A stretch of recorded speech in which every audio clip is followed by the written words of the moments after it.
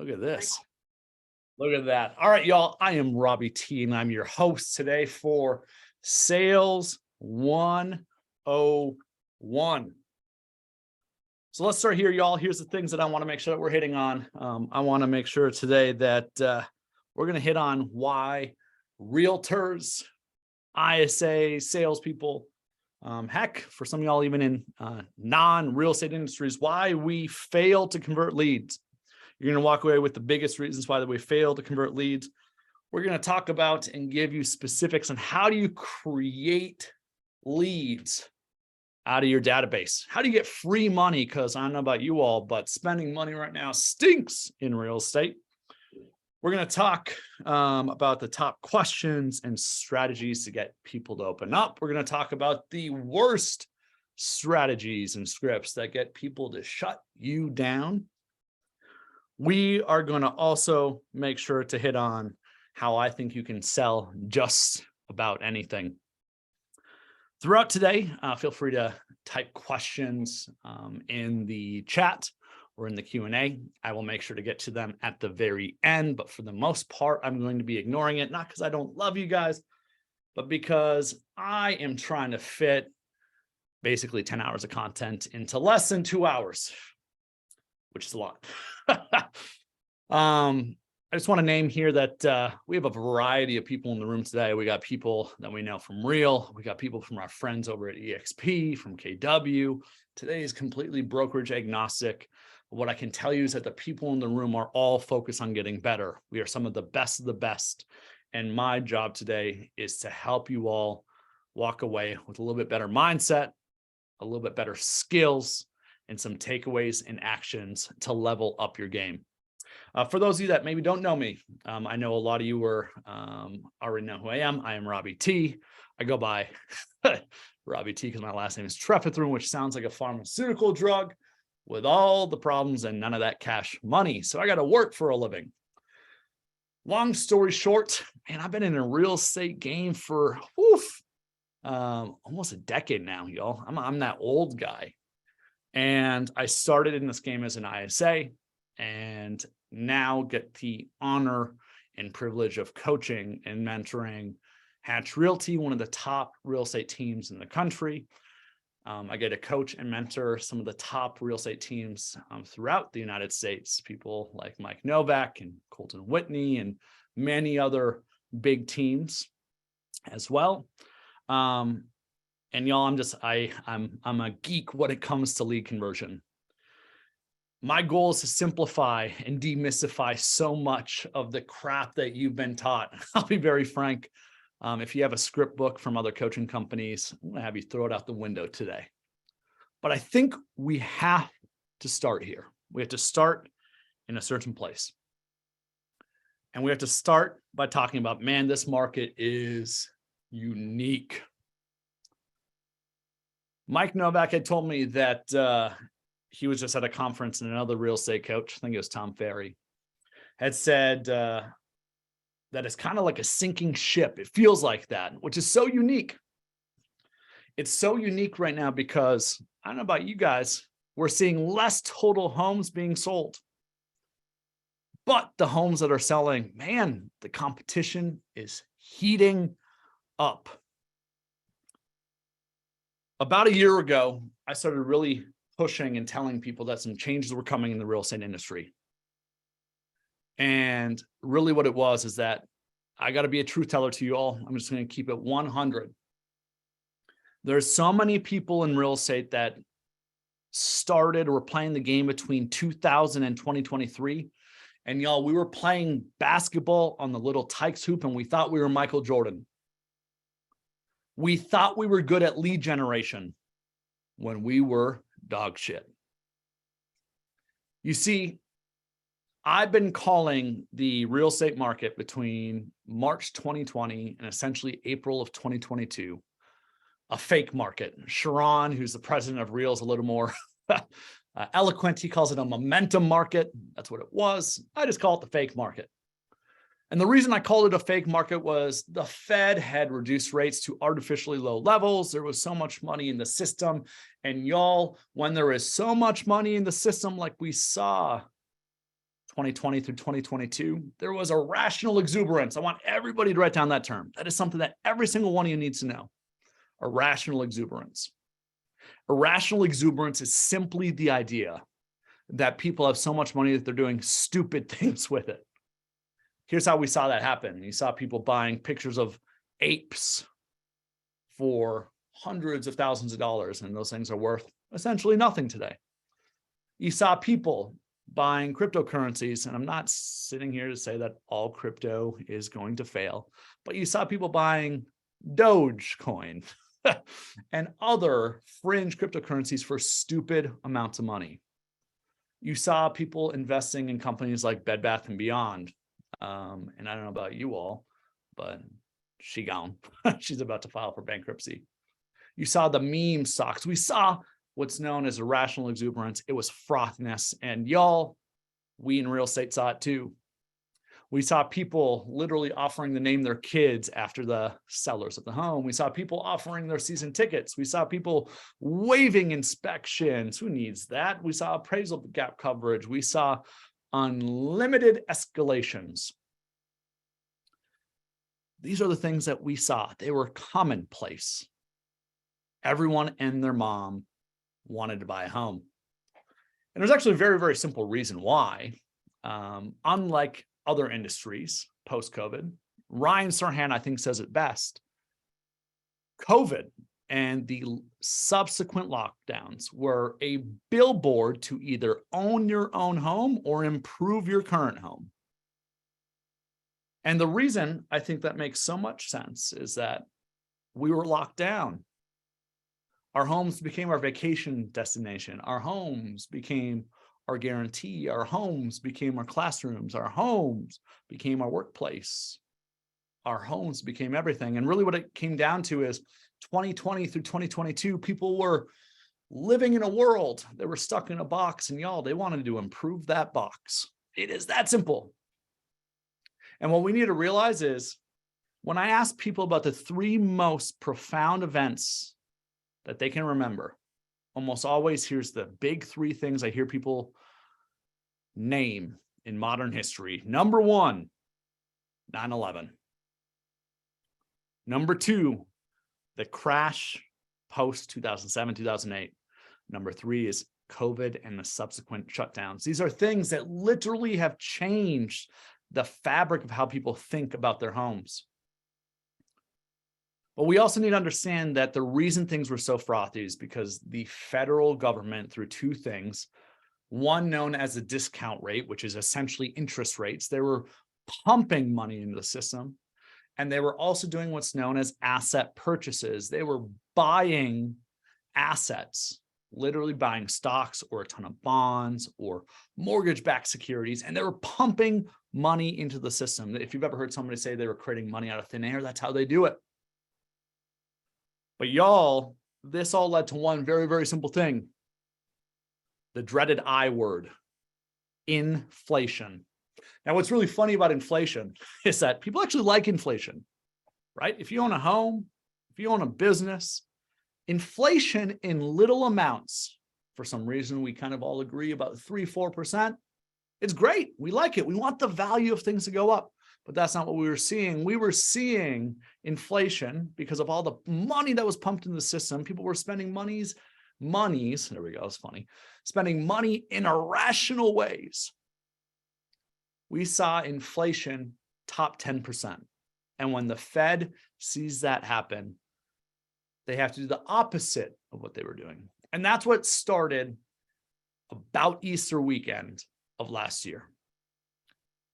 This is the history lesson by Robbie T, by the way. What it really comes down to is starting Easter of last year, the Fed started to finally sell the assets that they had purchased. Well, think about it. If they're selling, who's purchasing it? People, banks, and that takes money out of the system. What happens when we all have less money, y'all? It's very simple. We spend less money.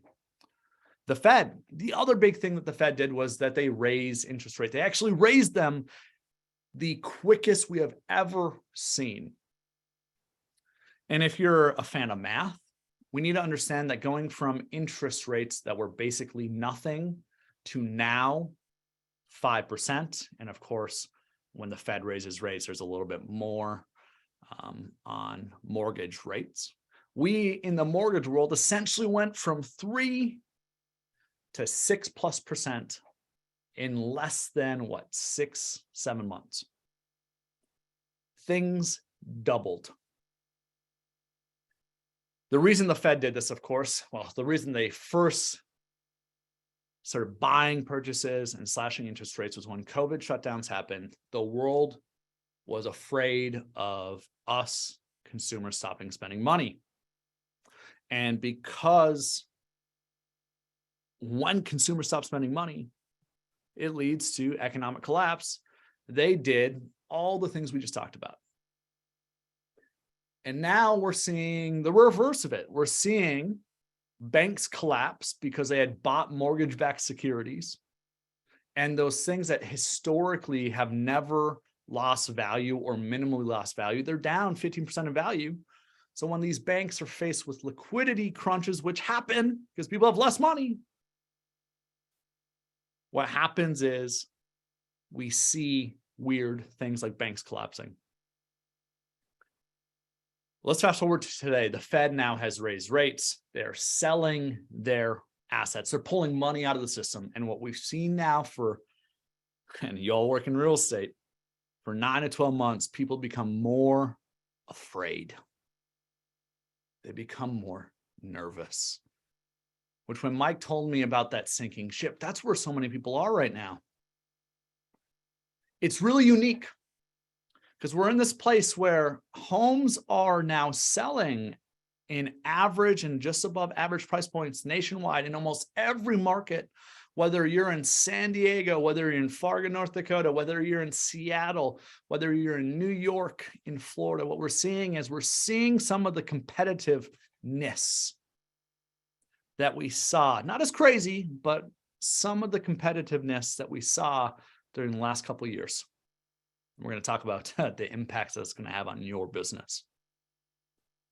But we're seeing less total homes being sold. Year over year, most markets, we're seeing about 30 to 40% less total homes being sold. I don't know about you all, but almost everybody in real estate the last 9, 12 months, we've been getting kicked in the teeth.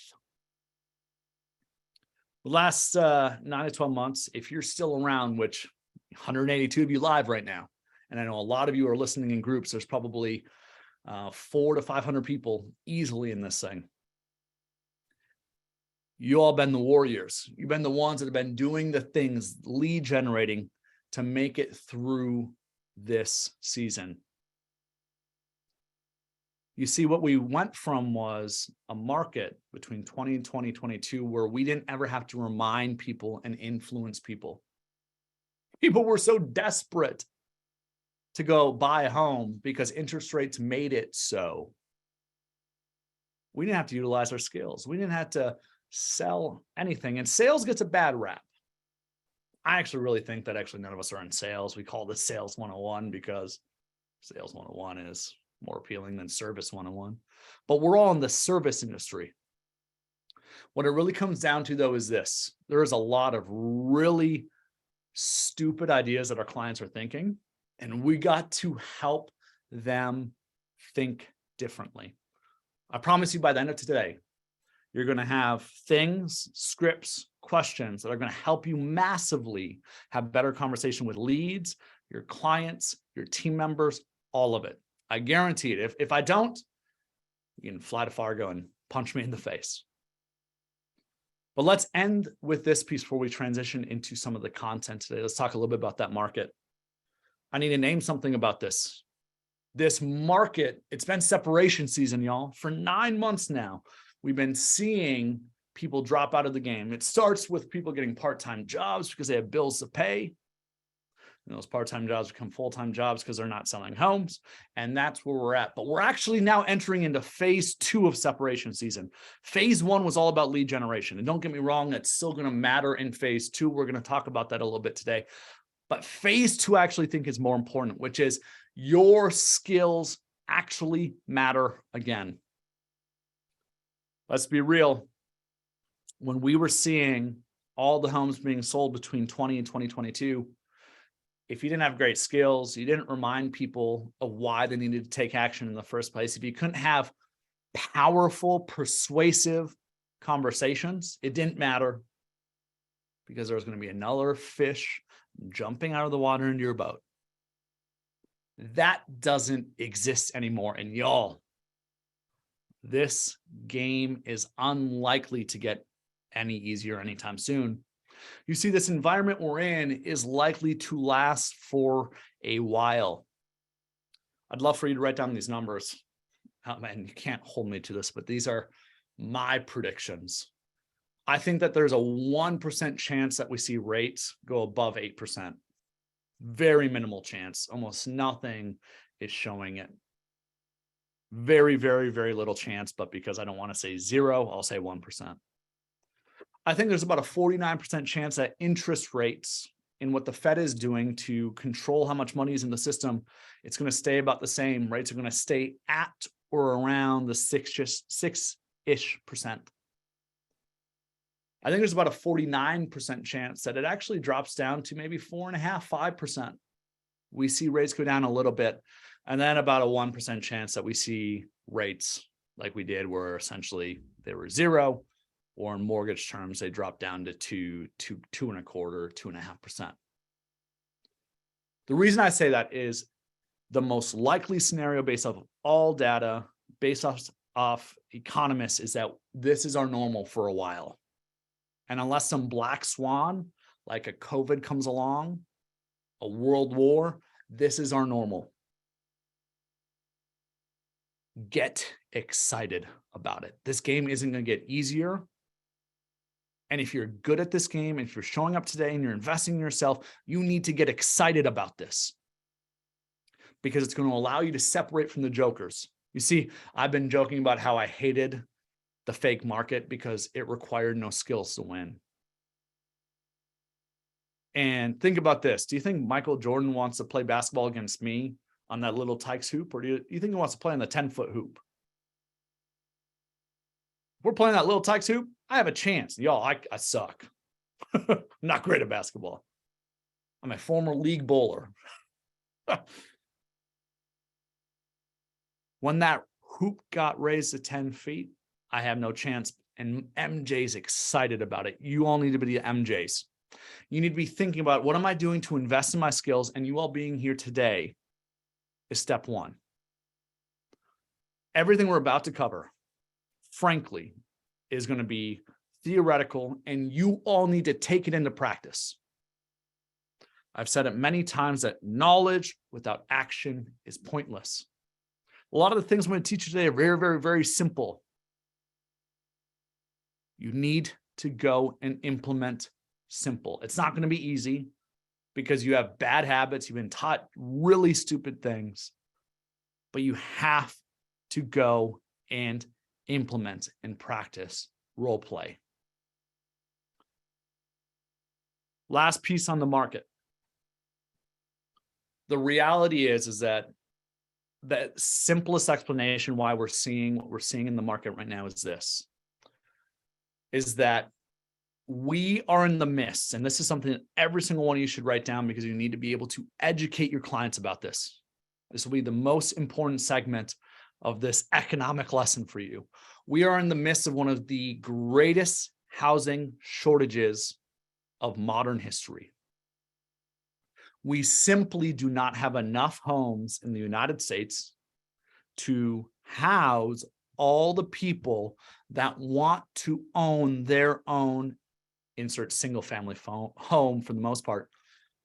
We don't have enough homes for all the people who want to own their own single family home. What that really comes down to is we are in the midst of a supply crisis. And there's only two ways that the supply of homes are going to increase. Only two. Number one is we build them. And I just want you to reflect on this question. How many builders in your market are building average priced homes? If you're anything like everybody I talk to, the number is goose egg. You see, most home builders are building above average price homes. They're that second home that people tend to purchase. If your average price point is 300,000, most of your builders are at 450, 550. In other words, builders aren't building supply of these homes. And even if they all started doing it today, how long does it take to build a house? Again, I will emphasize this, and you all need to be able to educate your clients on this piece, that we are in the midst of a housing shortage. It's why we're seeing homes still remain competitive in average and slightly above average price points. And the only way we get out of that is by building it. Option number one. Option number two is more inventory comes on the market. And some of y'all are like, yes, I'm going to go find some inventory. I'm going to solve this problem. Love your enthusiasm. It's not going to solve the problem. You see, 92%, should write this down, 92% of all homes with a mortgage, this was as of 6 months ago, it's probably gotten down a little bit. 92% of all homes with a mortgage, their interest rate is less than 4%. Well, why does that matter? Well, think about it. If I'm thinking about downsizing, maybe my house is too big, I'm an empty nester now, my kids have moved out, right? If I'm thinking about downsizing from my 5-bedroom house down to a 3-bedroom home, and I had refinanced, I'm one of the people that almost everyone and their mom either bought a home or refinanced their home during that fake market. And their interest rate is at 3%, 2.75. My house, 2.75. When I go run those numbers and I'm thinking about selling my $500,000 house and maybe downsizing to something smaller, which is maybe 300,000, and I go run the numbers, it's very, very simple, y'all. I'm going to pay more for a much smaller house. In that case, what happens? What do? I stay. If I'm thinking about moving up and I'm thinking about buying a bigger home, and I currently live in a $300,000 house, and I want to buy a $450,000 house, I would expect that my payment would go up a little bit more, right? Nope. Because of my interest rate on my current home being at sub 4% likely, if I go and buy now in the 5.5%, 6.5% mortgage rate environment, my payment doubles. So what do I do with my current home? I delay and delay and delay. In other words, the only other way we see the supply issue get solved, right? If I ask you all to raise your hand, do you have enough homes in your market? Everyone's like, well, we still have a supply issue. The only way this gets solved is either we build more homes, or if interest rates were to come down where people that would be downsizing or moving up, when they go and run those numbers, it's much more palatable. Here's the problem with that theory, though. Here's why I think that this crisis, what we're seeing here, this is why I'm very, very bullish on the value of average price and above average price homes for a long dang time, is y'all, what happens to demand if interest rates go from 6% down to 4.5%? Let's say that does happen. What happens to demand? Don't get me wrong, us as real estate agents, I think we're going to see more homes in total being sold. That's a win for us if rates were to go down. But y'all, what's going to happen to prices? They're going to go up even further because more and more people are going to come out of the woodwork because of low rates. Here's why I have to hit with this today. We have to be articulating this to leads and clients about how this isn't going away. The only true way this issue gets solved is if we build it. And y'all, I'm still not seeing any home builders moving in that price point. You know what I am seeing happen?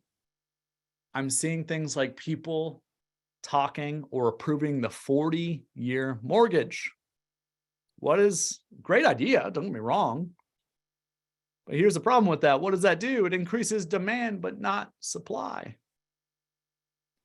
I guarantee you're going to start hearing about first-time homebuyer credits, where local states or municipalities, there we go, municipalities, words are hard today, state, or even maybe the federal government are going to offer programs to help with homeownership. Because y'all, it's one of the very few things politically that we can all agree upon is, as Americans, we love to own our homes. Whether you're on the far right or the far left, people love home ownership.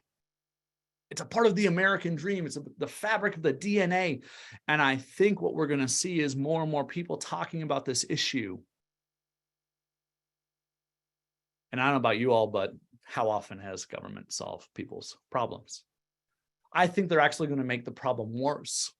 I think they're going to give people more tools to go and purchase, which is great. Don't get me wrong. I'm not saying those things are bad, but the problem here is that we have a lack of supply and too much demand. Even in an environment where rates have gone up a crap ton. Even when the market is scary. And for the last year, we're seeing more and more talks about recession.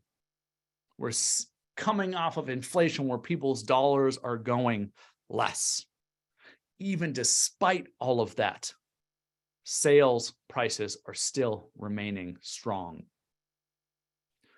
What this really comes down to is we got to be educating our people about these things. We got to be teaching them about this, because it's the number one thing I keep hearing is that people are sitting on the fence. People want to buy a home, but they keep saying things like, I want to wait until rates come down. I want to wait until prices come down. And there's a couple big problems with that. I want to teach you guys some simple questions here. Okay, these are the first things I want to teach you guys. I think it is utterly important with our clients that we aren't just asking them what it's going to cost them to make a move, because we're all used to doing that. What's your monthly payment going to be? What's your down payment going to be? I think we need to start talking to our leads and clients about what is it costing you if you don't move? What are the unintended consequences when your clients right now are sitting on the fence? What is it costing you? And everything that I'm seeing is saying is that waiting is going to cost you money. It's going to cost you headaches. We need to be asking people, what's it going to cost you if you keep sitting on the sidelines? Another piece real quick, just a little sidebar, is we need to be asking people 5 years from now, zoom out 5 years from now, when you do that, how is it going to impact your thoughts about making a move? How's it going to impact your decision making? You see, everything that I'm going to be talking about today, and we're about to get just super into lead conversion content. All of it isn't really based in sales, y'all, because I hate sales. It's really based in psychology. And what it comes down to is during times like this, when people are afraid, I think that we, first off, shouldn't be selling. I don't think we should ever tell people what to do. I wish I could make every single one of you take an oath and say, I'm never going to tell somebody what to go and do, because if you're actually good at selling and influence, the best salespeople I know don't tell people what to do. You see, what they do is they learn someone's truth and they're willing to speak truth. Simple formula for influence, in my opinion, is this.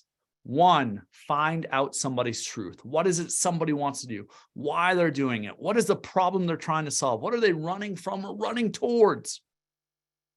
And almost always, y'all, that's emotional. What's the emotional pain?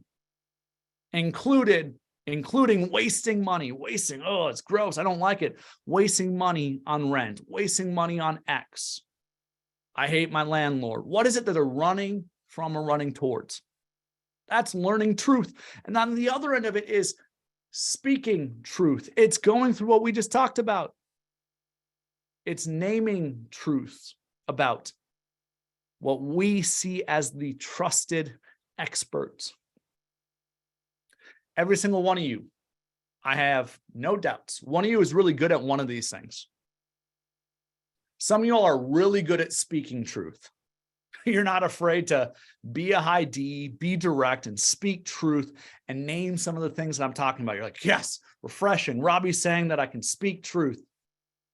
And then there's a whole nother group, probably a lot more of you, that are scared to death of speaking truth, but dang, you're so good at understanding what somebody wants.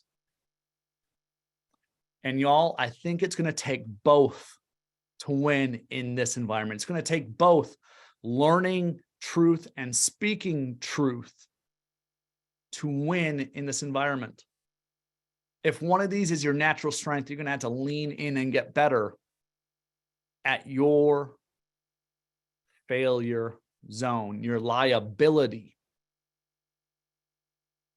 You see, I think you should learn truth, speak truth, and then you simply end with this. How do you want to proceed? Based off of all that, how do you want to move forward? And if you do your job right, if you learn truth and you speak truth, almost always it's common sense what people need to go and do. And it's why one of my favorite quotes of all time is, if you want to influence somebody, find out what's already influencing them. That is what's going to be so dang key in this market, is we have to be so freaking unbelievably good at learning what somebody wants, what's the emotion that they're running from or running towards, and then speaking truth about how the market isn't going to collapse. That if rates were to come down, you're going to be paying a lot more for the home in terms of price. That the only environment where they get what they want for almost every single person is going to be buying a home sooner rather than later.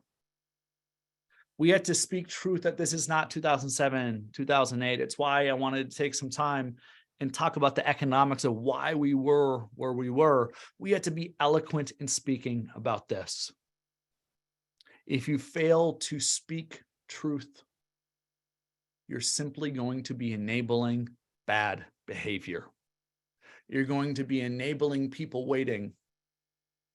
And I'm not talking about people that have to wait because their finances or their story or there's a legitimate condition. I'm talking about all those people that you're hearing right now that are afraid. They're nervous. And they have 2007, 2008 on their mind. They think way worse things are to come. And y'all, nothing could be further from the truth unless some black swan comes along. So let's hop into some more things. I want to first name this. Any sales rule. When you're having conversations with people during times like this, I need to teach you something that's remarkably simple about when people are bringing up what I call fear-based objections. Fear-based objections. See, fear-based objections are anything like, I want to wait for rates to come down. I want to wait for prices to come down. I just know if this is the right time. I want to wait till there's more or less inflation. I want to wait till Joe Biden's not president, or I want to wait till Donald Trump is not president, whatever the crap is, right? What it really comes down to is there's a couple different ways a lot of you guys are handling these conversations and you're failing miserably. Number one is when people give you fear-based objections like, I'm waiting for the market to crash, you believe them. Number one, you believe people. Y'all, that is stupid. That is dumb. And it does not work. You see, we need to understand that people are drawing their first thoughts. And a lot of these people aren't actually anywhere near as afraid of the market as you think they are. So the first path that does not work, I want you to write it down, is you believe people. You believe them when they say they're going to wait till the market crashes. That's the person you follow up with in 6 to 12 months and you find out they already bought a home. Stop believing that. That's a terrible strategy. Number 2, you actually utilize something I love, but in the wrong context, which is tell me more. And if you all hear me talk about tell me more is not necessarily a script. It's more of a mindset. You see, what I see a lot of people doing is they've taken my firm belief that we should be asking tell me more consistently, and you're applying it in the wrong arena. Here's what I mean by that is when somebody gives you a fear-based objection, like they want to wait for the market to crash, and you say, well, tell me more about that, or help me understand that further. Another form of tell me more. What happens, y'all, is that person's mind just thinks of more and more confirming evidence, corroborating evidence, thoughts, and ideas of why they think the market's going to crash or things are going to end. And just think about this. You see, I think humans are actually pretty simple. What does that do to somebody's emotions? Does that make their fear of the market go up and get bigger, or shrink and get smaller? What happens when you ask, tell me more, when somebody gives you a fear-based objection, especially right away in a conversation, is their fear rises. And y'all, humans are simple. When we are afraid, we do one of 3 things: fight, flight, or freeze. Fight, back; flight, we run; or freeze. Notice that none of those 3 are buying a home. That's common psychology. It's how our brains work when we're feeling nervous, anxious, or afraid. We fight, flight, or freeze. Stop asking, tell me more, when people give you this fear-based objection. They want to wait because they think the market's going to crash, things are going to get better, that they want to wait until someone's not in office. Any of these fear-based objections, stop that. There's a third strategy that people are doing, and I know that out of the couple hundred people in here today, 75% of you are doing this. You probably did it today if you were talking to leads. What it really comes down to is a lot of you are trying to be debaters. You are trying to be a truth teller before you learn somebody's truth. You are trying to tell them the things. Hey, heard this guy Robbie told me all about this. I want to give you my perspective. And y'all, you haven't earned the right to be heard yet. You haven't earned the right to influence other people. So what happens when they're, having a fear-based objection and you now try debating them, telling them that they're wrong? Even if you're 100% right, it's all factual, you are spot on. It's 1,000,000% sound logic. They want to punch you in the face. It's like a political debate, right? It's not about what is truth. It's what they feel their truth is. Far too many of you are trying to debate your leads or clients far too early. Every single one of you needs to write that down. Far too many of you are trying to speak truth far too soon. And what happens when you do that is you come across as a pushy, arrogant, salesy asshole. Let's talk about strategy number 4. Strategy number 4 is what I've been training people now for about 9 months. And those that have taken this and implemented it are seeing stupid results. Strategy number 4 is something known as the art of the pivot. It's very simple. When somebody says they want to wait for the market to crash, I will say, all right, totally understand that, but help me understand why you're wanting to potentially make a move in the first place. You see, the art of the pivot is 2 simple things. One is reference what they've said. Acknowledge what they say. Because if you don't acknowledge it, they don't feel heard. I'm not saying agree with it. I'm not at all saying that you even need to really affirm it. Just acknowledge that it's been said. Hey, I see that perspective. I appreciate you sharing that with me. That's an acknowledgement statement. And then number 2, ask a motivation theme question. What had you motivated to potentially look at homes in the first place? What had you motivated to make a move in the first place? What was causing you to think about potentially getting a bigger home in the first place? And y'all, all you simply do is when people bring up more fear-based objections, you just repeat. I liken it to when your toddler is with you in Target and they want that toy. If you keep talking about that toy, you are screwed. You see, what we're doing is we're pivoting around the thing they're afraid of. And here's the simple psychology behind this is, as they start talking about their motivations, their emotions regarding those problems, those pain points, they take up more headspace. And guess what happens to the fear of the market? It shrinks down. This is the first big piece that we have to be doing. We all, whether you're great at learning truth, whether you're great at speaking truth, we have to start here by understanding somebody's truth. What are they running from? What is their motivation? What is their pain points? What are they hoping to achieve? That is the first big thing you must be doing. If you are not doing this, you are screwed in this environment. You're done for. From there, that's when we can learn their truths. And at some point, after we've taken 5-10 minutes to learn their truths, or in text messages, ask many questions, that's when we can say, all right, can I give you some of my perspectives?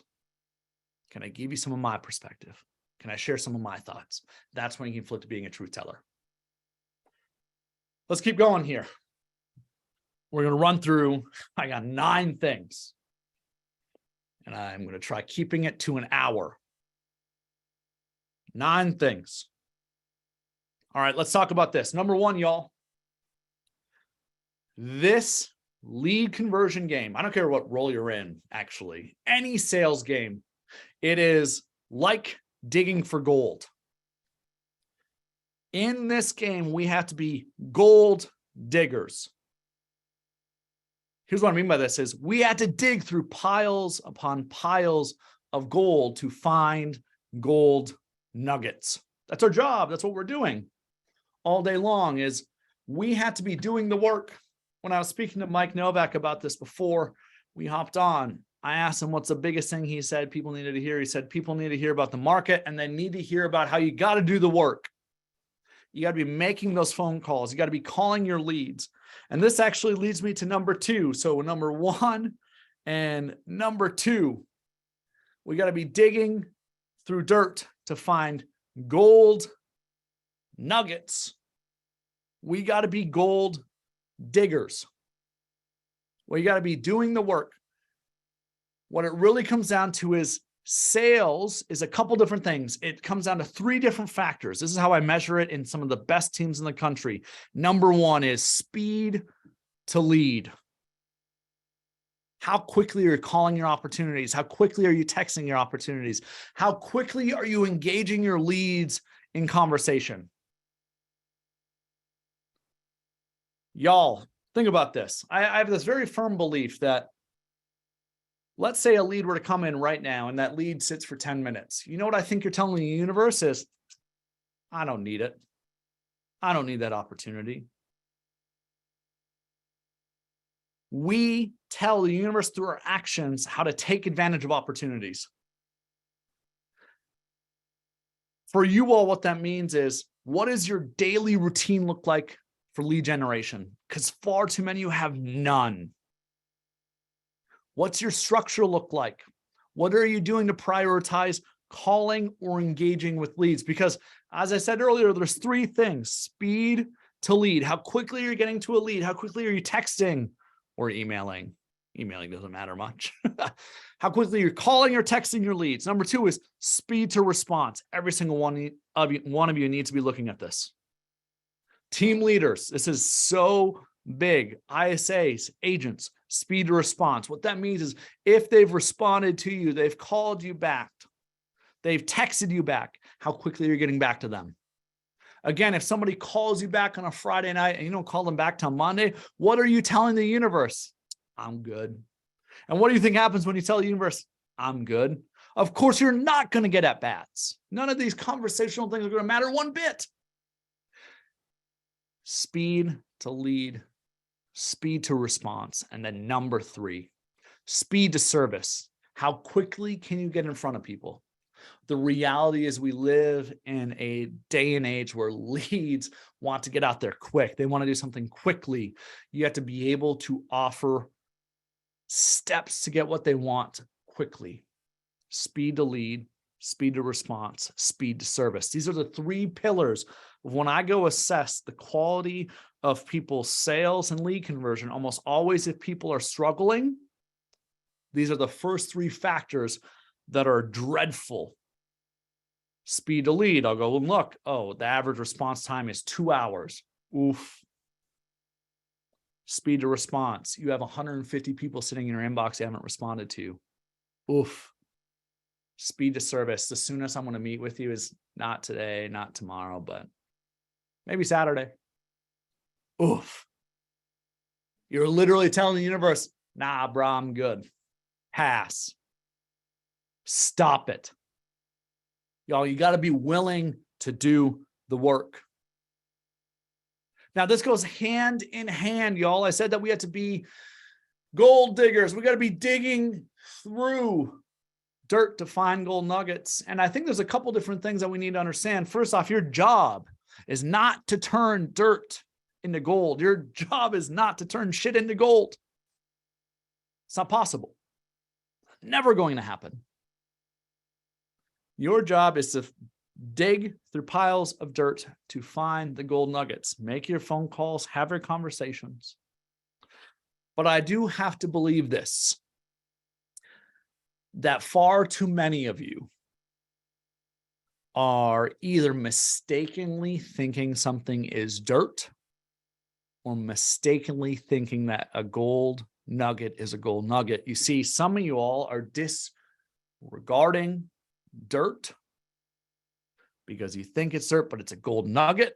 And some of y'all are acting like a gold nugget's a gold nugget when it's actually fool's gold.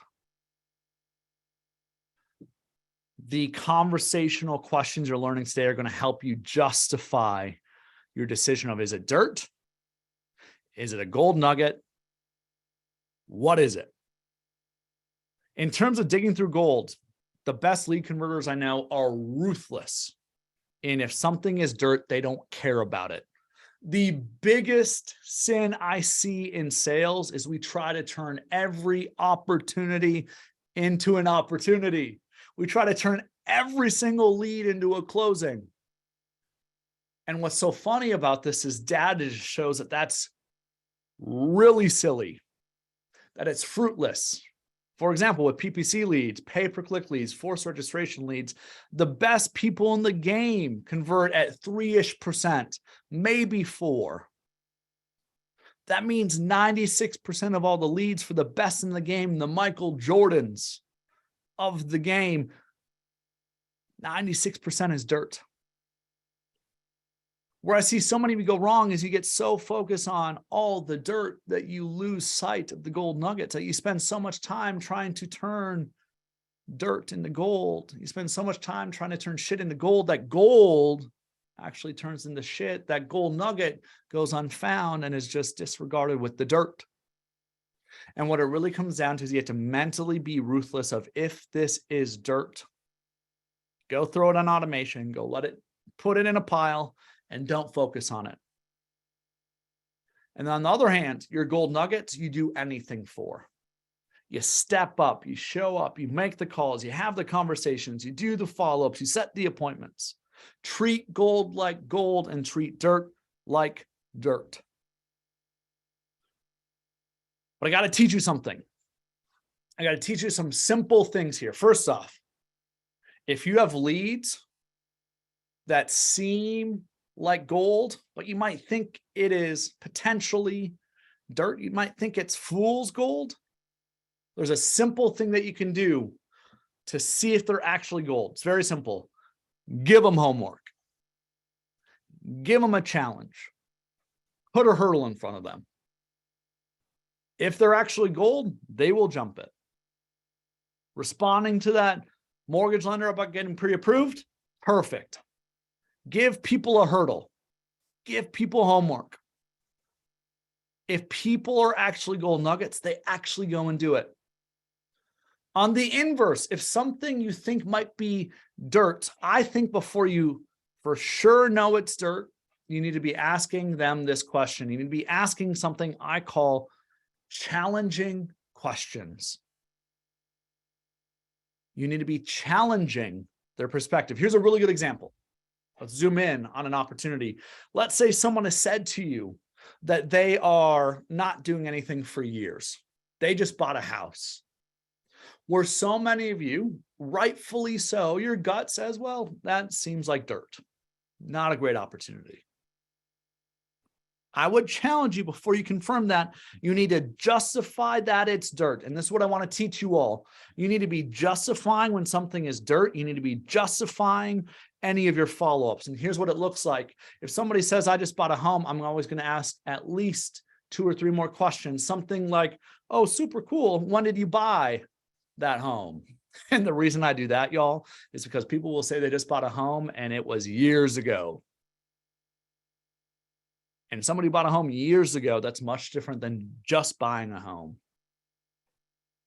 If somebody says something like, well, we're not going to do anything for years, I'm going to acknowledge it. Hey, appreciate that.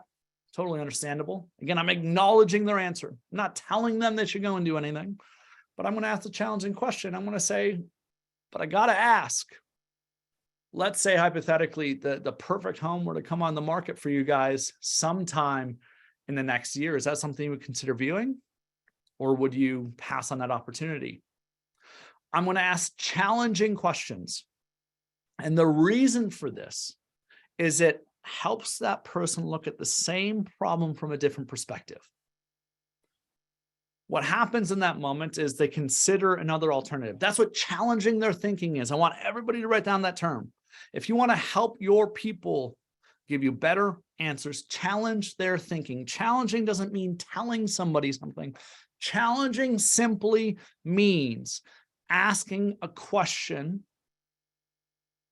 that gets them to consider another vantage point. Another example of this, let's say I'm talking to somebody who says, I'm a high school principal. I'm not doing anything for sure until June of next year. First off, I want to find out what the heck that means. And this is one of the simplest questions that you all can walk away with that will make you some money literally tomorrow. So when people say they want to make a move in a year or next June or after the new year, whatever the heck it may be, we need to ask for clarity saying, all right, so when you're saying you want to make a move, does that mean next June you want to be in your house or do you want to start the process? I'm going to hit on that one more time. We're going to go through it slowly. When people are futuring out when they're going to buy a home, they're forecasting it to a year from now, 24 months from now, whatever they may tell you. I'm going to simply always ask, all right, so when you're saying June of next year, does that mean you want to be moved into your house June of next year, or do you want to start the process June of next year? And y'all, the reason I ask this simply is this helps them clarify and change things by about 3 to 4 months. Because if somebody says they want to be in a house in June of next year, when do they need to start the process? Probably shortly after the new year. They should at least start the conversations, get their ducks in a row. And I don't know about you all, but out of all the leads I've ever spoken to, out of all the people I know that have bought a home, I've never heard somebody complain about starting the process too soon. I've only heard people complain about starting the process far too late. That's one of the very few scripts, I guess you could say, that I utilize. But what it comes down to is I'm asking this challenging question to create clarity about what the heck people mean. Because when someone says they want to be moving next June, I've simply learned to ask myself, what the heck does that actually mean? And if I don't have any clue, I need to ask a clarifying question. That clarifying question is, does that mean you want to be in a house or do you want to start the process? And that changes the game by about 4 months or even more. But let's say that lead said, I don't want to even be thinking about it until June of next year. They don't want to think about it. And I'm going to ask a challenging question and say, I love that. That makes sense. I hear you. Now, let's say that perfect home got listed in, I don't know, January 1st of next year. The perfect home for you guys. Is that something you would consider? Or would you pass on that opportunity? A lot of times what you're going to start seeing, friends, is this. And I want everybody to write this down, is that leads should be changing their stories. Leads should be changing their tune. If your clients are saying the same things they said the whole time, you're probably not doing your job. You see, I think one of the best ways we can provide value is we can help people make better decisions by unlocking the thoughts that are already in their mind. We do this by challenging their thinking, not by telling people to do things, but by saying, if this happened, what would you do? How would you approach this? And you see what happens is they start thinking differently. And when they start thinking differently, the story changes. You see, there's this dog shit thing I've heard in sales, is that buyers are liars. I've heard this so many times that people think buyers are liars, and y'all, buyers aren't liars. We just really suck at asking questions. Don't get me wrong, there are a few out there that are straight liars, pathological liars. But for the most part, when people are saying buyers are liars, it's they talk to somebody, they said they're not doing something for a year. I followed up 9 months later, and lo and behold, they bought a home in January. It's happened to all of you. Which leads me to my next piece. So many of you then overcompensate. You're like, oh my God, buyers are liars. They burn me. They say they're a year out. I'm going to cut it in half. Y'all have heard that crap before. Whatever they say, cut it in half. It's one of the dumbest pieces of advice you can get. Throw it out the window. It's trash. And we're doing that because we've got burnt and we're trying to overcompensate because we're like, oh man, that person burnt me and we thought they were going to do something a year later. And I followed up 9 months later and they bought a home 6 months later. I'm cutting it all in half. Trash advice. Because what you should be doing is justifying every single one of your follow-ups. If you have a follow-up for the future, it should be extremely justified.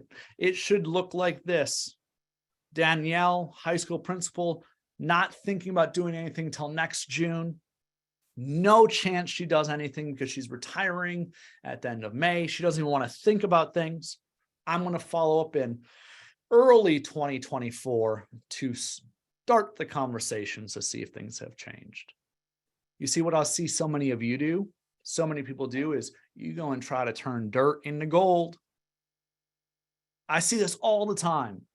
So many people pipeline filled with trash.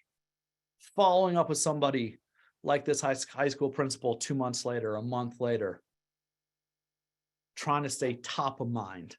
And what you actually end up doing is you end up wasting so much trying to turn dirt into gold that you don't sift through more of the dirt that you have to find your gold nuggets. You see the two big problems I'm getting at here. We have to get better at viewing the gold nuggets and make sure it's actually gold. And if it's actually dirt, set it to the side, make your best bet. And you're never going to be perfect at this. But when I was in ISA, I was ruthless. And if I was talking to a high school principal who was not making a move till June of next year, they're not even thinking about it till June of next year, actually. I've now challenged it. I've justified it.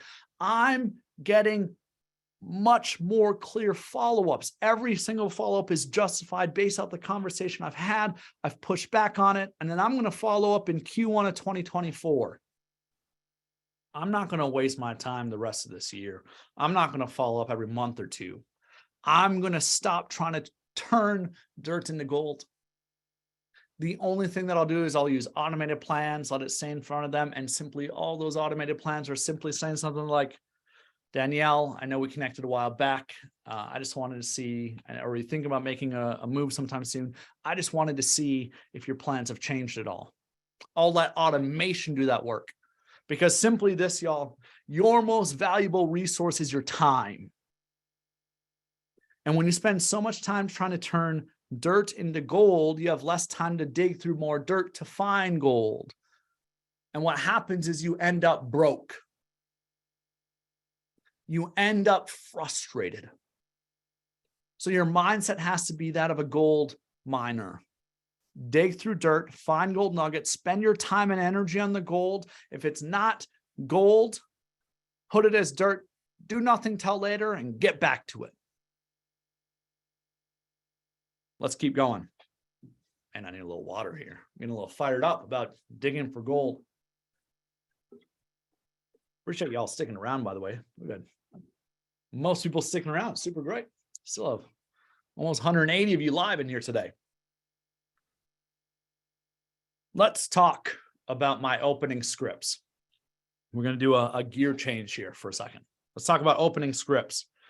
We're going to do opening scripts, literally what I would say if I were calling a lead today, for forced registration PPC leads, for property inquiry leads. We'll kind of hit on sign calls, and expired leads.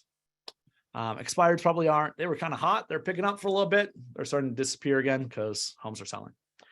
But let's start with PPC leads. When I call a lead, if I call a forced registration lead, somebody just came to my website, looked at a few homes, and I'm calling them in the first 5 minutes. I'm going to call, and the first thing I'm going to say is, hey, is Mike available?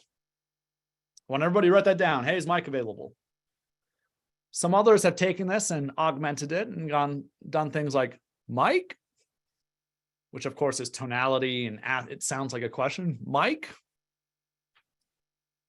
What's really funny is a lot of people out there will tell you, don't do that. They could lie. They could say it's not them. Well, first off, they have this really glorious thing on their phones. I don't know about you all, but the red button, they can just hang up anytime. So that's stupid thinking. But what I found is that by asking that question, when you ask, hey, is Mike available? Or hey, is this Mike? Hey, is this Sharon? Hey, is this David? What I found is that 90% of the time it is, if it's actually them. And more importantly, the way they answer that question is so informative. The way they answer that question is so telling. Think about it. I say Mike. Mike is like a brother of mine. He's a 99 trillion D, which is great. How do you think a high D is going to answer that? If I say, hey, is Mike available? This is, yeah, got him. Direct, point, bold, to the point. And it's less about disc. We're going to talk about mirroring and matching disc in a little bit, but it's less about disc per se, but it's more of that person is being more bold and direct. A higher I is going to be much more friendly and outgoing and talkative. Yeah, hey, this is Robbie. Who's this? A high S is going to be kind, but a little more quiet. Yeah, this is Robbie. And a high C is going to be all skeptical as heck. Here's why this matters. When you ask, hey, is this Robbie? When you do that, when you ask, hey, is this Robbie? Or hey, is this Mike? Hey, is this Shannon? The way they answer that helps you know how do you need to shift yourself throughout the rest of the conversation so you don't scare them. You see, in our opening script, when we ask that first question, what we need to be doing is instantly mirroring and matching them. We're going to talk about that more in a little bit, but I want to get through the rest of the script.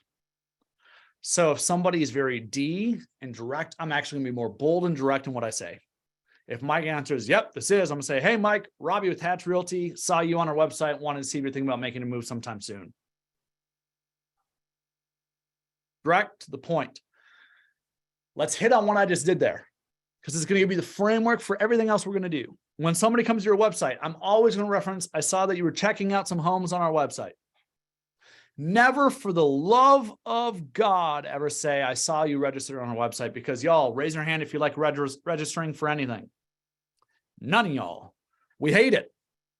The reason they went to your website was they wanted to look at homes. They wanted to go and view homes. So you name the behavior. I want you to write that down. The second thing I'm doing is I'll go through these phases. First thing I ask is, hey, is this Mike? Then I'll start saying, hey, it's Robbie with Hatch Realty. I have to identify myself. Almost every single one of you needs to do that as well, based off of MLS rules, stuff like that. Hey, this is Robbie with Hatch Realty. I was reaching out because I saw that you were looking at some homes on one of our websites and wanted to see if you're just looking for fun or to see if you plan on potentially making a move sometime soon. If I'm a high D, talking to a high D, I get rid of the fluff part about were you looking for fun. Want to see if you're thinking about making a move. What's really funny about this, whether you're talking to a property inquiry lead, a PPC lead, does not matter, any type of lead. When you ask them, are you thinking about making a move sometime soon? You get one of generally two answers. It standardizes your answers for you. Yes, no. Which makes it really easy for you. If they say yes, I'm going to give you the simplest thing in the book is keep asking, tell me more. Keep asking to find out what's motivating them. That's easy. We'll talk about that a little bit more later. That's the easy part. But let's talk about when people say the dreaded, no, it's just looking for fun. You see, when people respond to that question and they say, no, you're generally going to get a couple different types of no's. You're going to get a hard no, like, no, take me off your list. Well, that's easy. Stop trying to turn shit into gold, y'all. Start, let it be gone. Generally, what we're going to get is a soft no or a fear-based no. Remember that fear-based no we were talking about earlier? Well, what do we do when they say no? It's simple. All right, you were just kind of looking for fun, or I hear that you were just kind of looking for fun, or all right, I hear you. That makes total sense. But help me understand what had you looking at homes to begin with. You see what we do? I want everybody to write this down. When somebody gives you a soft no, I'm looking for fun, I was just checking things out, which is very, very, very, very, very common. You approach it the exact same way as a fear-based no. You acknowledge it and pivot.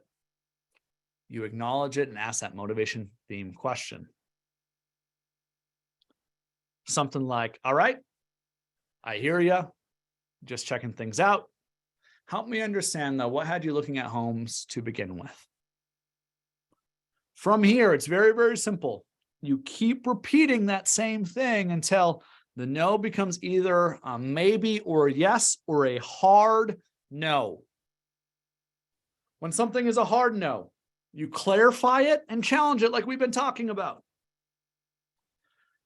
And you either put them on a non-interested plan or let it be gone and not give a crap about it, or put them as a follow-up. You see, what's really fun about what we're doing here is I'm trying to demystify.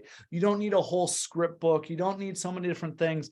When you're calling a lead and saying, are you thinking about making a move sometime soon? They either say yes, maybe, hell no, that's not happening. I was just looking for fun.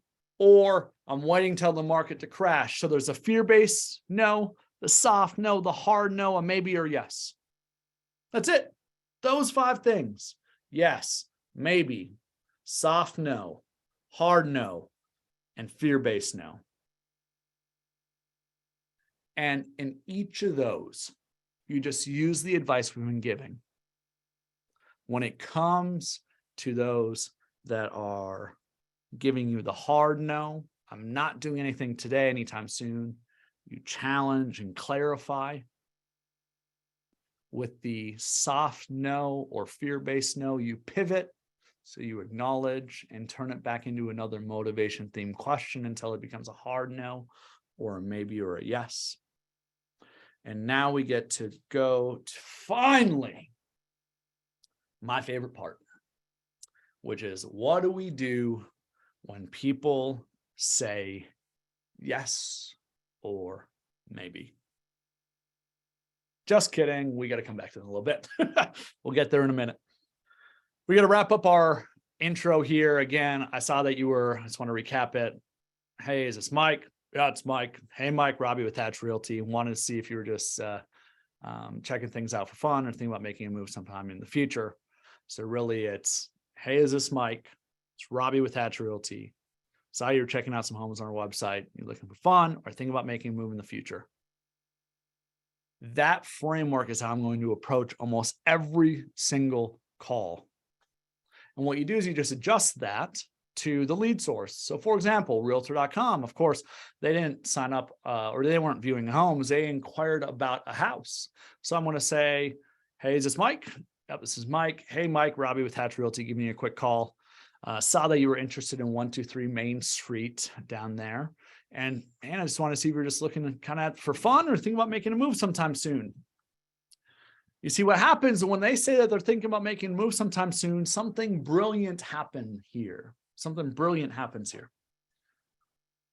You now make them, their wants, their desires, their motivation, their timeline, you make that the center of the conversation. And y'all, there is a universal truth about human beings.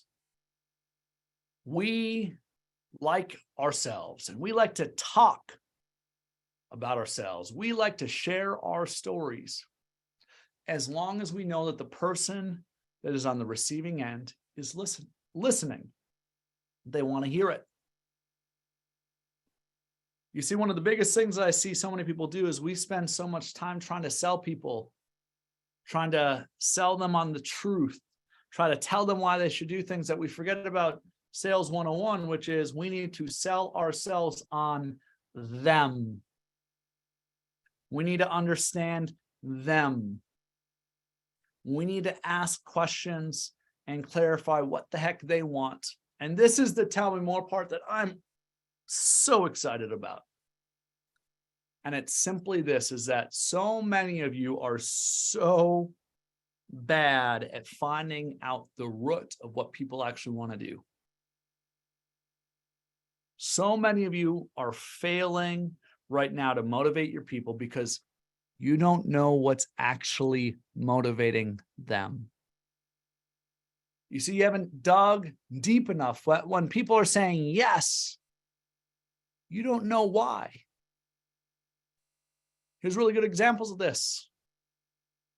People's families growing and having kids is not a good enough motivation. Finding out real motivation is asking a question like, if you weren't to move, if you were stuck in your place and you didn't make a move, how do you think that's going to affect you guys? We need to be asking not just tell me more questions to clarify. We need to be asking questions that shift their thinking. If you don't make a move, how's that going to affect your relationship? How's that going to affect your kids? How is staying in your current situation affecting you? How is your current situation affecting you? You see, we are all avoiding the dreaded F word, and no, it's not the F bomb that I like too much. It's the dreaded F word of feelings. If you don't know what your clients are feeling, you know nothing at all. You can know all the search criteria in the world: beds, baths, garage stalls, square footage, acreage, all of it. But if you don't know the core feeling of what they're pursuing, what they're running towards or running from, you know nothing. You see, influence is the ability to understand what is emotionally driving somebody. And the reason this matters, y'all, is humans are not logical. Goodness sakes, there's a lot of literature and science and psychology and sociology and political research that shows that we are not at all logical. We are emotional creatures, and y'all, way too many of y'all have not taken the time, or maybe you're frankly not self-aware enough to dive into what's emotionally driving people. You see, so many of us are afraid of feelings. We're afraid of asking questions like, what's that going to cause you to feel? And if you don't want to ask feeling, how's not moving going to impact you? How is failing to move going to impact you? How is this impacting your life? How is not having enough bedrooms impacting your life? How is not having enough room in your house impacting your family dynamics? Ask those questions. Y'all, you need to take a page out of Brene Brown's book, and y'all need to be courageous as hell. We have to lean in. We have to lean in and understand that the best thing that we can do is get a very clear understanding of what are the emotions that these people are running towards or running from. I have this very firm belief that when you do that, when you find out why, helping them get what is easy. It's the idea that if you know all the what's, but you don't know the why, you don't know anything at all.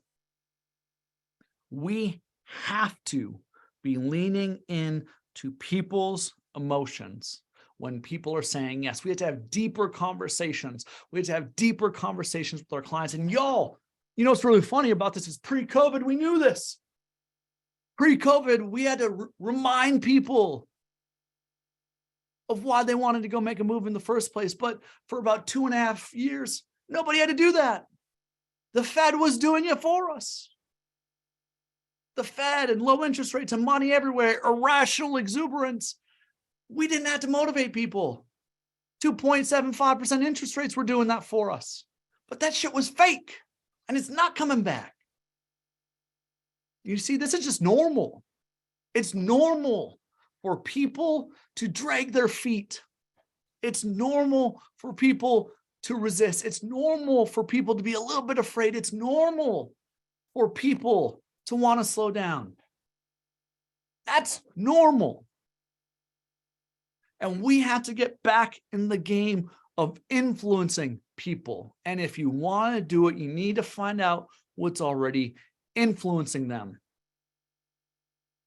It's then and only then, once you find out that their family is constantly fighting because there's only one living space and they feel really cramped, and the husband and wife keep getting into arguments because the kids are blah, blah, blah, blah, blah. You know what I'm talking about. These stories. If you're not hearing the stories, if people's stories aren't changing, if they're not revealing more to you, if the stories aren't evolving, you are failing, and you are other F word. Trying to keep it clean today. This is the biggest thing that when people start saying yes to you, that you have to do differently. You got to slow down. You got to have more in-depth conversations. You got to find out more about what people want. There's this whole adage. The simplest thing is that people talk about going 5 deep. And going 5 deep is simply asking another question about that question. Things like, I want to get a bigger home because we're running out of space. What I want to teach you is simply, you need to acknowledge their answer, affirm it. All right, I hear you're running out of space. Help me understand that a little bit better. That's tell me more, right? Help me understand that a little bit better. Or could you clarify that for me? Now we're on the second layer. All right, so you're running out of space. Could you clarify that for me? Yeah, our family's growing and we're just gonna need more space. All right. Okay, I hear you. Our family or your family is growing and you're gonna need a little more space. Elaborate on that. You see, this is where the next thing I want to hit on is so many people make mistakes is when people are saying yes. The biggest problem beyond going deep enough is that we accidentally make so many assumptions. So many times what happens is people will say things and their definitions will be different than ours. And it leads to really awkward situations. Or it leads to misunderstandings. You see, with yeses, when people are saying yes, what we need to do is ask for clarity. And what I found is so many of us are afraid to ask, tell me more, because we'd rather assume. We'd rather guess. For example, when somebody says their family is growing, for most of us, our minds say, a baby's on the way. This is normal, right? Most of the time when people say their family's growing, that's usually what it is. When in reality is, in my experience and the experience of listening to other people's phone calls, when people say things like my family's growing or my family's getting bigger or my family's changing or we're adding a family member, our brains say that a baby's on the way. And when people say a baby's on the way, our natural response is, oh, congratulations. And y'all, I said that once. Somebody said their family was growing and I said, oh, congratulations. When's the baby due? And their response was quite different than I expected. You see, the response was, well, my mother-in-law's moving in and because my father-in-law just passed away. You see, what happens, y'all, is that when we make assumptions, we fail to learn truth. When we make assumptions, what happens is we're not allowing people the space to tell us their truth. There is no risk in saying, all right, so your family's growing. Tell me about that. And I'm simply asking myself the question internally, consistently all the time of what does that actually mean? If I don't know what something actually means for sure, I'm going to ask for clarity. And I actually think that's the highest form of brilliance. I think so many people are afraid to do this, frankly. We're afraid of asking a stupid question. We're afraid of doing this because I think we're going to come across as dumb, and nothing makes you come across more dumb than you asking, when's the baby due when father-in-law just passed away?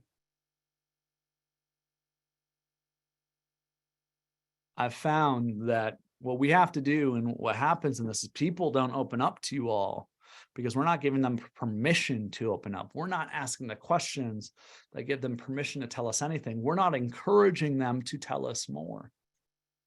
And y'all, the last thing that I think you should write down is you don't need to go 5 deep. You need to keep digging until you hit rock bottom.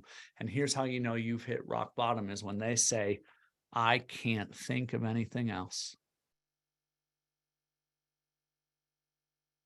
I'll keep using some form of tell me more until they literally say, I can't think of something else. And we think that's going to come across as annoying. And actually it comes across as annoying when you make assumptions about what you think are motivating people. And then your clients don't get off the fence. And then you waste all this time and they're actually dirt. They weren't gold. And you think it's their fault and you blame them. And then you blame the market and you get frustrated. And y'all, it's all your fault. If there's anything you're going to walk away with today, it's simply this is when you're engaging in conversation with people, slow the hell down, ask for more clarity, stop making assumptions, be like a toddler that's a lot more refined.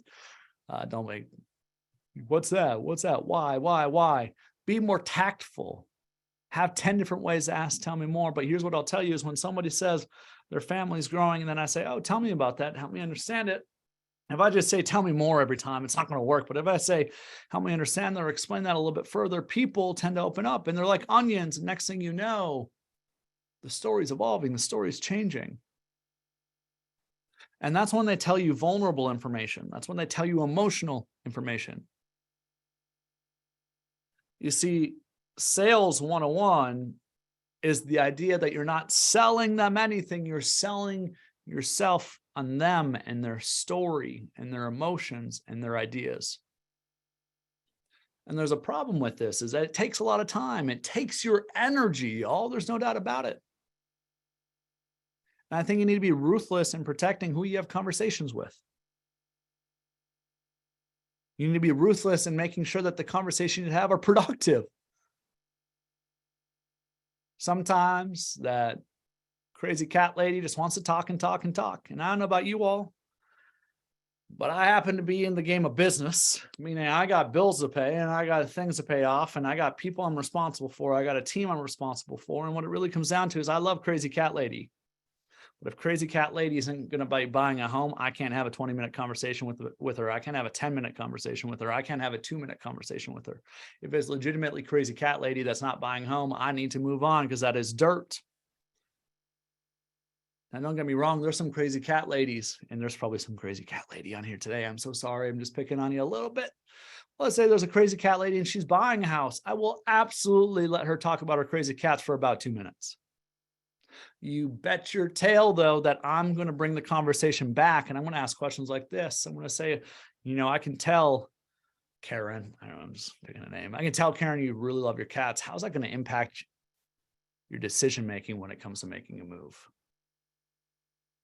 I'm going to ask questions that take them going outside their box to putting it back inside the box. I want everybody to write this down. What's inside the box in our conversation? What's the go zone? Things that we should absolutely talk about, keep going deeper with, dig deeper, keep asking for more clarity until they say, I can't think of anything else. Here's the list. It's very simple. Number one is motivation, the why. Go as deep as you need to with the why. Number two is a timeline, when. Number three is their current home. What do they have? Number four is their future home. What do they want? What do they want it to feel like? What do they want that house to look like and feel like when they walk into it? What is their current home missing that they want? Right? You could get people to talk forever about this crap. Next is who's impacted, who's involved, and where. I'm also want to learn about ability. So how are they going to do it? All that's inside the box. It's a real simple basics. You're probably picking up on it of who, what, when, where, why, and how. If somebody starts ranting about their nephews or nieces, because again, some people will love them, but I'm going to let them rant for a minute or two, and then I'm going to bring it back into the box. I'm not going to waste my time talking about silly things like that. Now, if it's in the box, I will go as deep as I need to. And I'm going to keep asking, especially with motivation and with what. I'm going to keep asking until they say, I can't think of anything else. If you're not hearing that in your calls, you're not doing your job. And it's very simple. If I'm talking to Mike, all right, Mike, so it's definitely understand why you're wanting to make a move. Tell me what you want in your house. And then he lists 5 things. And by the way, here's a little tip that you should all write down in SAR. You should always, always, always start open-ended and finish close-ended, not start close-ended and try to become open-ended. Here's what I mean by that. Stop asking people how many bedrooms they want in a house. Ask them what they want in their house. You see, you start open-ended. What do you want your next house to look like? What do you want in your next home? What do you all want in that place? Start open-ended, because what happens is they're going to volunteer the information that's most important to them. They're going to say an open floor plan. They're going to say lots of light. They're going to say the things that matter to them that can't be quantified in a safe search. You see, this is where I see so many people fail, is you all are trying to safe search your conversations. How many beds do you want? How many bathrooms do you want? How many garage stalls? And you put them on a safe search, and y'all, safe searches don't sell homes. Say it one more time. Safe searches don't sell homes. If you're doing the bare minimum, by the way, you're screwed. Even with your clients, safe searches don't sell homes. You got to stand out. You got to be watching that MLS. Mike Novak has one of my favorite hacks of all time. He puts himself on a safe search for his clients. And when he sees the ones that are going to be a boom, he makes sure that him or somebody on his team is sending that to his client saying, hey, did you see this? Stop just relying on safe searches, y'all. They don't sell homes. Ridiculous. Your value proposition in that model is no better than Zillow. Get out of here. You don't deserve the win if that's the case.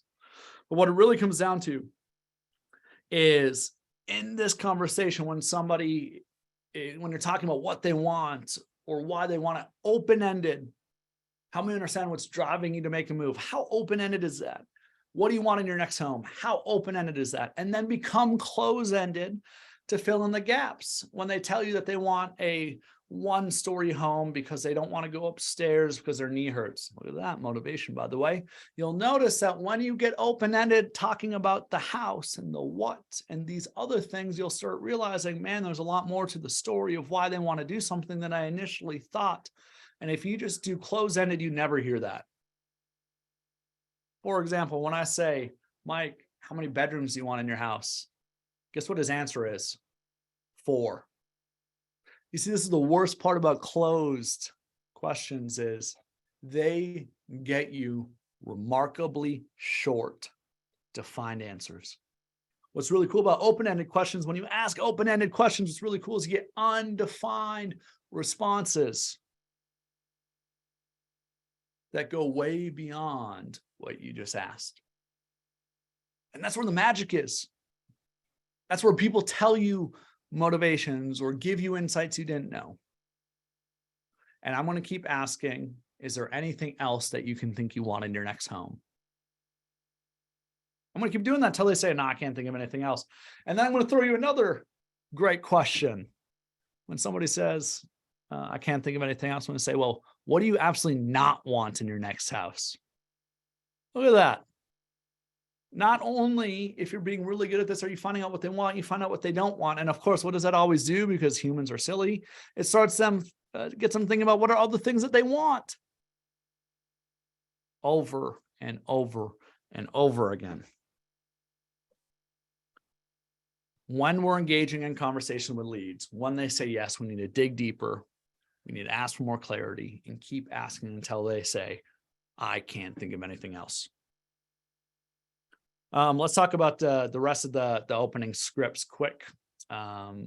With expireds, I'll be very frank. I'm going to run through this quick. Is with expired calls, which don't matter as much as they did 2 months ago.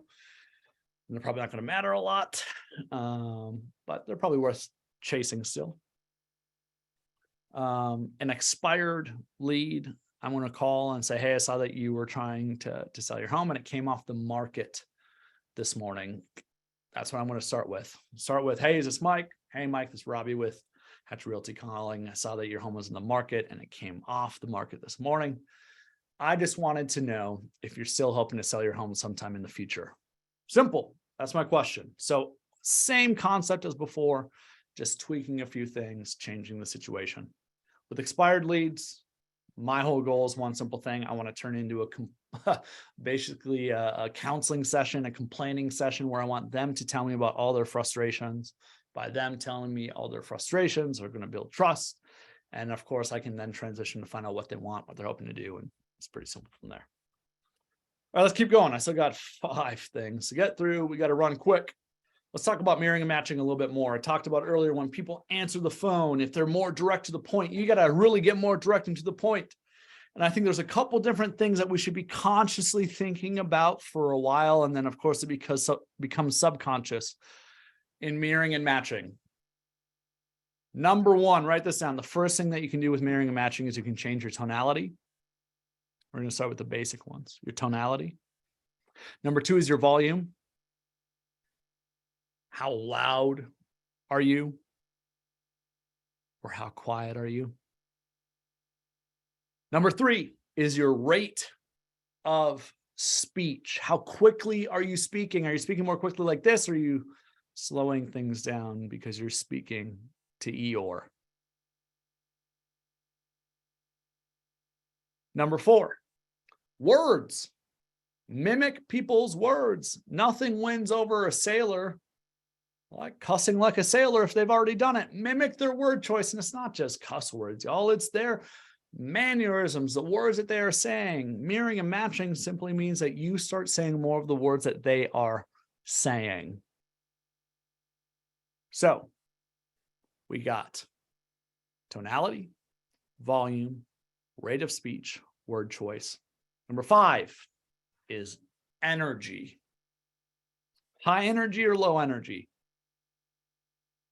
The whole point of these first 5, frankly, is that what we're trying to do here is we're trying to moderate ourselves to become more like the other person. Here's what I mean is when I call leads or if I go into conversations and y'all people are like, Robbie, you're out of the game. You haven't been in ISA for a minute. I'm like, y'all, how did I get half of y'all to, sorry, Eric, how did I get half of y'all to show up to this? I'm an ISA through and through. It never disappears. My elbow kind of hurts, by the way. What it really comes down to is I have to mirror and match. And some of y'all, I'm going to speak one way. Well, I'm a chameleon. That's just how it works. And what it really simply means is this, is that I've found one simple truth. It's that we are afraid of people that are remarkably different than us. And we are inspired by people that are just like us. We all inherently know that we know and like ourselves more than anybody else. We're egotistical creatures. There's no debating it. We're the most comfortable around people that remind us of us, and we're uncomfortable around people who remind us of the other. We're uncomfortable around others who scare us. And y'all, the whole point, all I'm getting at with mirroring and matching is when somebody says, hey, or when someone says, yeah, this is Mike, I need to become more and more like them. If they're a high D, I have to D them up. If they're speaking loudly, I got to speak louder. If they're speaking quickly, I got to speak more quickly. If they're speaking slow, I got to slow things down. If they're lower energy, I have to bring less energy. I've always described it when I am in conversation, when I start a conversation, starting from blank, I always try to go in at about a 6 or a 7. And then I will slow things down or speed up. I will raise my energy or lower it. I will be louder or speak quicker. I will match them. Now, there's a few other things, just real quick, 2 more things beyond the things we discussed. One is body language. So you can match people's body language as well. And a lot of this is subconscious. You've been doing this forever, for a long time probably. But consciously, you need to be thinking about this. How do I mirror match my people? Because when you don't, you remind them of the opposite of themselves, and they become more afraid. When people are afraid or nervous or anxious, they're less likely to tell truth. They're less likely to share. They're more likely to drag their feet. They're less likely to be receptive. They're less likely to tell you the truth. So we have to make them more comfortable. The last and final thing is mindset. And this is my favorite part about mirroring and matching. Anytime I talk about mirroring and matching, I always talk and bring up how it's not uncommon for people to ask and say, man, that sounds a lot like manipulation. Mirroring and matching seems like manipulation. And I actually think that manipulation has nothing to do with what I'm doing. It has more to do with my intent. Manipulation is if I'm trying to get them to do something that is not in their best interest. And y'all, I have this very, very simple North Star that I'm not going to tell someone what to go and do. I'm never going to tell someone to do something that's not in their best interest, ever something to advocate for. If anything, I'm going to talk them out of buying a home. I will be an advocate against it. I think manipulation has far more to do with your intent. Rather, I think mirroring and matching actually is the highest form of empathy. You see, empathy is the ability to put yourself in somebody else's shoes and see things from their perspective and feel what they are feeling. And some people are naturally brilliant at this. And when we say naturally, usually they've gone through some life experience that made them really good at it. What it really comes down to, though, is empathy is a skill, and mirroring and matching is a skill, and mirroring and matching is empathy. You see, what happens, even when I slow down like this, your energy just changed. When I do that, when I change my energy, when I slow things down, when it's more serious, it's really weird. But I see the world less from Robbie's perspective and more from theirs. That's empathy. I'm seeing it more from their perspective. So mirroring and matching is not manipulation. I actually think it's one of the highest forms of empathy. Y'all, go look at counselors. What are counselors oftentimes doing? Counselors are the kings and queens of empathy. Let's talk about this last piece here real quick. Let's talk about collaboration. We've gone a lot of places today. I appreciate you all sticking around. Hopefully it's been valuable. I still got more things I want to hit on, so don't leave yet. We've got some more good stuff. But I just want to recap all of this, put a bow on it. We've talked about the market and the craziness of why the fake market happened, and now why this is our new reality and how it's going to last for a while and why it's not going to change. We've talked about how we have to be truth tellers, but before we speak truth, we have to be truth seekers. You have to be both good at learning truth and asking more questions and be more kind and calm impatient. We have to dig deeper, and we have to mirror match. You all need to write this down. The biggest reason people aren't opening up to you is because they're afraid of you. You're reminding them of salesperson if you're pushing, selling, all of it, being sleazy. You're reminding them of a salesperson. And y'all, who wants to work with a sleazy, pushy salesperson? Raise your hand. Nobody. One of my favorite things, I was asked, what's one of your favorite mental models that you follow? And one of my favorite mental models that I follow is inversion. Basically, I try to invert anything and flip it. But what I'm really getting at here is we have to sell ourselves on our leads. We have to sell ourselves on our clients. We have to know it and feel it to the best of our ability. And we need to advocate right now. We got to spit truth about how the market isn't going to crash like 2007, 2008. We got to be knowledgeable and educated, and we need to understand and talk about the things that we discussed today, that there is no solving of this problem, that actually this stuff is probably going to get worse. It's going to persist, that the worst thing that you can do is wait. And y'all, I don't know about you, but anyone who's bought a home and stayed in it for more than 3-4 years, I've never heard them complain about buying that house. Just saying. But before you be a truth teller, before you be an advocate, you have to learn that truth. When you do both those things, man, you become a master influencer. To learn more truth from people, we got to ask, tell me more. We got to ask challenging questions that shift their perspective. We got to mirror match exceptionally well. To not waste our time on dirt, we have to challenge people's thinking and clarify and justify our follow-ups.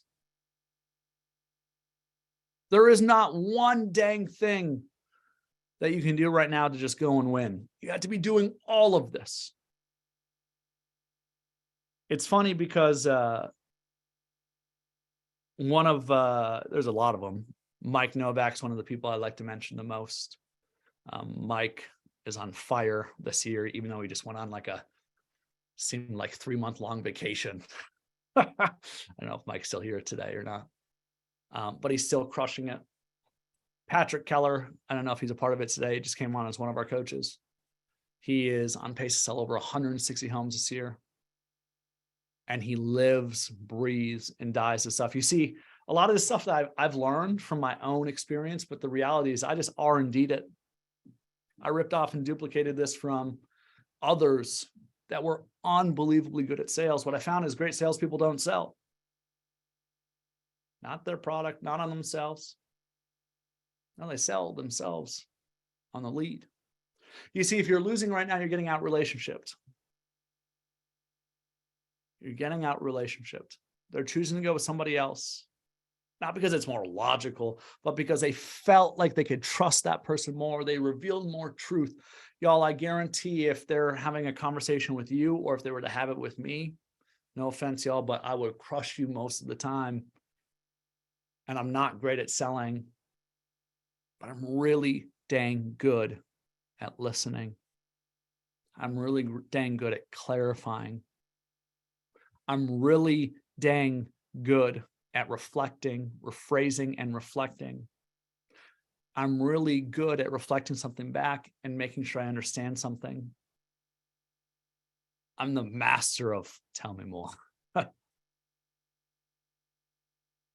But I want to end with this piece real quick. I want to end with, well, what do we do now? Cool, Robbie. Awesome. I have a lot of nuggets today on where the market's going, where we've been. Love it. I understand. What do I do when people give me fear-based objections, soft no's? I get it. But what do I do now when they've told me all this information that they want to do something, they want to buy a house? We got the who, what, when, where, why, how. We got it all. Well, what do we do next? And y'all, what I've noticed is some of y'all have no idea how to transition your conversations to service. That's what we got to take a few minutes on here. How do we transition the conversation that you're having to proposing next? What's next? And I want you to write this down. The old school philosophy in sales was always be closing. You've heard it, ABCs, Glenn Ross. And I'm a firm believer that really the new ABCs of sales are always be curious, connecting, And now my favorite piece, collaborating. You see, I think the way you transition, when you find out someone's truth, you speak truth and you have clarity. Now what we need to do is we have to propose action, because so many of you all have great conversations, schedule follow-ups. Stop. Holy goodness. You need to propose action. Here's your framework on how you can do it. I want you to write down these 4 terms, these 4 different terms. Number 1 is read their story. This is how we can tee up next steps when we've had good conversations. Number 1 is read their story. Number 2 is herd effect, HERD space effect, EFFECT. Number 3 is strategy session / game plan. Number 4 is value question. You're like, what the heck do these words mean? I'll teach you real quick, okay? Read their story. Read their story is simply this, is that when you found their story, you've got everything that you need. It's very clear that they should be doing something. You have to propose action. Here's how you do it. Mike, first off, man, I can tell that you're really, really excited to get out of your current place and so sick and tired of paying rent at your current apartment. Y'all, read their story simply means this, is you literally rephrase and reflect back the emotions and the core content of their core motivations, why they're doing something. Mike, I can tell that you're really wanting to get a bigger home because you're feeling really cramped. Hit on the emotion, hit on what they want. This does not need to be everything. It should be no more than a sentence or 2, a very clearly defined read their story statement. Number 2, herd effect. What I've done to help other people like you, Mike. What I've done to help other people like you. What I've done to help others trying to sell their home and buy a bigger home. What I've done to help other first-time buyers. What I've done to help other people in very similar situations to you, Mike. You see, in psychology, we've done 2 things so far. With read their story, you're motivating them by reminding them of what's motivating them. Number 2, herd effect. What you're doing is you're helping tear down walls. And the reason you're doing that is people are more likely to do something if they know that people like them have already done it. There's less mental resistance if they know, oh, other people like Mike have done this. Other people like me have done this. Other people in my situation. And it's true. Number 3 is, I would say, I get you connected or get you scheduled for a quick strategy session. And the whole point is to create a game plan to help you get out of that rental property and into your next home as soon as possible. And y'all, you just plug in whatever information you've learned here. You plug in their timeline, you plug in their situation. If you were selling, to create a game plan to sell your home and get you in that next home as soon as possible, or sometime in the next 6 months. Sometime or whenever that next home comes up. So the key words there are strategy session and game plan. If you don't like game plan, use roadmap. So here's what it's going to sound like so far. To recap this, and again, this is recorded. Just remember, it's all recorded. I know this is a long time, and I hope you found value in it. But remember, and you can go back and listen to this recording. You're all going to get a copy of it. Read their story. Mike, I can tell you're really excited to get out of your current rental. Man, if I had been paying as much as you guys are in rent, I'd want to get the heck out too. Now, what I've been doing to help other first-time buyers in this market, Mike, is I've scheduled them for a quick strategy session. And the whole point, simple, it's to sit down and create a game plan to get you out of that rental and into your first home as soon as possible. See that? And then I'm going to end with, is that something you'd find some value in? Value question. The reason for this is, in psychology, there is a pretty agreed upon concept that if you ask people to move a mile, they probably won't move an inch. But if you get them to move an inch, they're a lot more likely to move a mile. When we say, is that something you find some value in? That's just like giving an opinion. Yeah, I think I'd find some value in that. And the moment they say that, it's great. When would be a good time for us to meet for an hour in our office to do that strategy session? And what happens, y'all, is their identity changes the moment they say, yeah, I think I'd find some value in this. Far too many of you, first off, you all need to go practice this. I've done this 1.5 trillion times. You need to go practice this. But what this does is it gives you the transition to help collaborate, to really collaborate with people, to take action, to take steps to solve their problem. Far too many of you, great people, great ISAs, are having great conversations, but you're not advocating action. You're not speaking truth. This is a piece of speaking truth. This is what comes next. A lot of people, you know what you're doing, you're following up. I have a very firm belief. I want everybody to write this down. If somebody is motivated enough to buy a home today and you're putting them on a safe search, stop. Start setting appointments. Safe searches don't sell homes. If somebody is a good enough lead for you to go put on a safe search, 95% of the time, they are good enough for you to do what I just did and advocate for an appointment. And that's how you're going to win. Y'all, this game is about influence. Sales has always been about influence. It's the ability to influence other people. These are simple tools that you all can take to go and 3-4x your business. I have zero doubt about it. All right, last piece, y'all. We get to announce something today. I'm super excited about this, frankly. I want everybody, real quick. First off, you're all going to be getting an email with this recording. This is properly set expectations. A recording, all this is going to be there. That's yours. Do what you want. If you found value in this, y'all, there's 2 things that you need to know. First, I want you to go to the website, realestatelivesalestraining.com, realestatelivesalestraining.com. My friends, the Novaks, Eric, myself, Jordan Terrell, Patrick Keller, Matt McKenzie, the top ISA, we are launching something new. And I think it's going to be game changing for a lot of people. What we're going to be doing is we're launching something we're calling live sales training. I'll type in the chat real quick, by the way, or the Q&A. Actually, let's do this. Let's go like this. Why not just share it? Silly, Robbie. Tricks are for kids. There you go. Oh, don't do that, Robbie. That'd be bad. That could have been really bad. Live sales training. Can somebody type in the chat or Q&A for me and tell me that you can see this? I think you can. Yeah, you can. All right. Live sales training. Basically, what we're going to be doing is every week for 2 hours, myself or one of the people in the picture and others, we're going to be bringing outside guests at some point, are going to be leading conversations like this. You see, what we have found is that we are desperate for skills right now. We are desperate for a community of really great salespeople that actually put service first. And that's why we're coming together. And what we're saying is we're going to rotate whoever's leading this. And we're going to be sharing stuff exactly like this today. And here's the best part.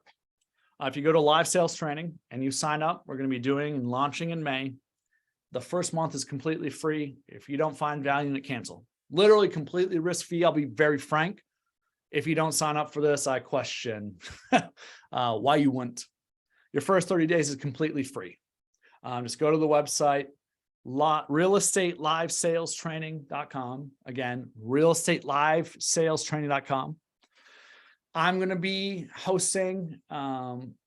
Eric is going to be hosting. Mike Novak, Patrick Keller. Patrick sold and will sell 160 plus homes this year. And we're going to be continuing to share stuff like this.